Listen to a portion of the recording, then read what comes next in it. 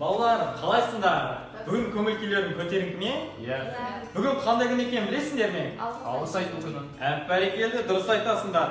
Жалпы бізде, елімізде 1 наурыз алғыс айту күні болып 2016 жылдан бастап атап өтілуде екен.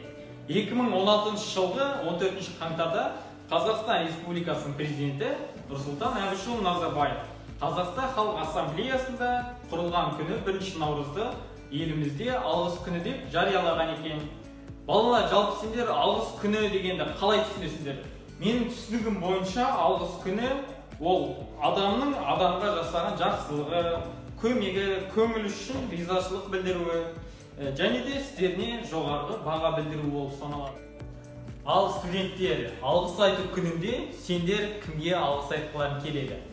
Диас, сенен бастасақ. Мен Қазақстанның құру жолын аянбай тепкен еліміздің барлық азаматына рахмет айтқым келеді. Менің ойымша, мен алғысымды туған елдің тәуелсіздігі үшін жанын қиған ардагерлерге айтқым келеді. Мен де өз ойымды айта кетсем, мен алғыс айту күнінде өзімнің жақын достарыма алғысымды айтқым келеді.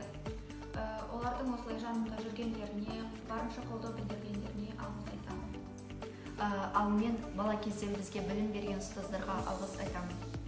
Менің ойымша, ең бірінші алғысты отбасымызға айтуымыз керек деп ойлаймын. Себебі отбасы ол біздің ең жақын жандарымыз болып саналады. Студенттер, сендердің алғыс айтуларың өте әсерлі болды. Ал мен өз алғысымды сендерге арнаймын. Сендердей табанды, талантты студенттерім болғанына өте ризамын.